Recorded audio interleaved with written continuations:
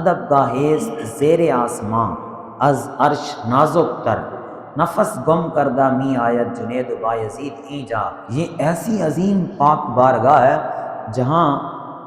حضرت جنید بغدادی، حضرت بایزید بھی حاضری پیش کرتے ہوئے سانس لینا بھی گوارا نہیں کرتے،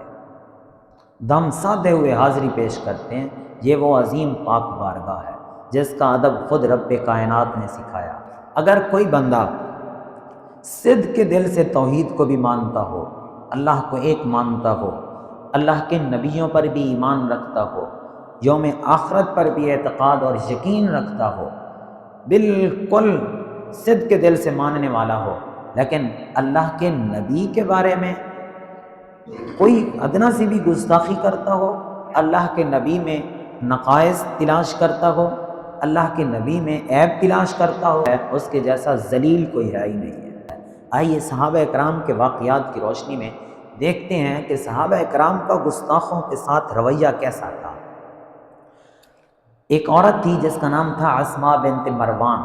یہ حضور علیہ السلام کی گستاخی کیا کرتی تھی۔ کریم آقا علیہ السلام کی حج میں اس نے اشعار بھی کچھ کہے تھے۔ نبی کریم علیہ السلام آپ بدر میں تشریف لے کر گئے ہوئے تھے، تو پیچھے ایک صحابی رسول تھے جن کا نام ہے حضرت عمیر بن عدی رضی اللہ تعالیٰ عنہ۔ یہ حضرت عمیر بن عدی رضی اللہ تعالیٰ عنہ آپ نابینا آدمی تھے، نابینا صحابی تھے، لیکن جب ان کو پتہ چلا کہ یہ عورت اللہ کے نبی کی شان میں گستاخی کرتی ہے اشعار کی صورت میں بھی، تو انہوں نے ایک منت مانی کہ اگر اللہ کے نبی صحیح سلامت واپس تشریف لے آئے تو میں اس عورت کو قتل ضرور کروں گا۔ اللہ کے نبی واپس تشریف لائے، یہ حضرت عمیر بن عدی رضی اللہ تعالیٰ عنہ نابینا ہے، تلوار لی ہاتھ میں اور چل پڑے رات کے وقت۔ کس طرح پہنچے ہوں گے اس کے گھر میں، اس کو سوئے ہوئے قتل کر دیا، اور صبح جب نبی کریم علیہ السلام کی بارگاہ میں آئے، نماز پڑھی، نماز پڑھنے کے بعد حضور علیہ السلام نے فوراً صحابہ کرام کی طرف پیچھے منہ کر کے ارشاد فرمایا حضرت عمیر سے، فرمایا عمیر اقتلت بنت مروان، اس عورت کو قتل کر کے آ گئے ہو، قتل کر دیا اس عورت کو؟ تو حضرت عمیر بن عدی رضی اللہ تعالیٰ عنہ نے جواباً کہا نعم یا رسول اللہ صلی اللہ علیہ وسلم، جی یا رسول اللہ، اس کو قتل کر کے آیا۔ تو نبی کریم علیہ السلام نے ارشاد فرمایا اگر کوئی بندہ دیکھنا چاہتا ہو کہ جس نے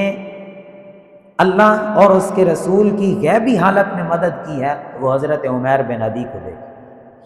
حضرت عمیر بن عدی رضی اللہ تعالیٰ نے عرض کی یا رسول اللہ صلی اللہ علیہ وسلم، میں تو اس گستاخ عورت کو قتل کر کے آیا ہوں، حال علیہ ذالک شیء، کیا کو مجھ پر تاوان ہے، کوئی قصاص وغیرہ کوئی؟ تو حضور علیہ السلام نے ارشاد فرمایا اس کے بارے میں تو دو بکریوں کے سینگ بھی نہیں ٹکرائیں گے، فرمایا کسی قسم کا کوئی قصاص نہیں ہے۔ حضرت عمر رضی اللہ تعالیٰ عنہ کہنے لگے، فرمایا اس نابینا آدمی کی طرف دیکھو، یہ اللہ اور اس کے رسول کی اطاعت میں کتنا خوش ہے۔ تو اللہ کے نبی نے ارشاد فرمایا اے عمر، اس کو نابینا نہ کہہ، یہی تو بصارت والا کام کر کے آیا۔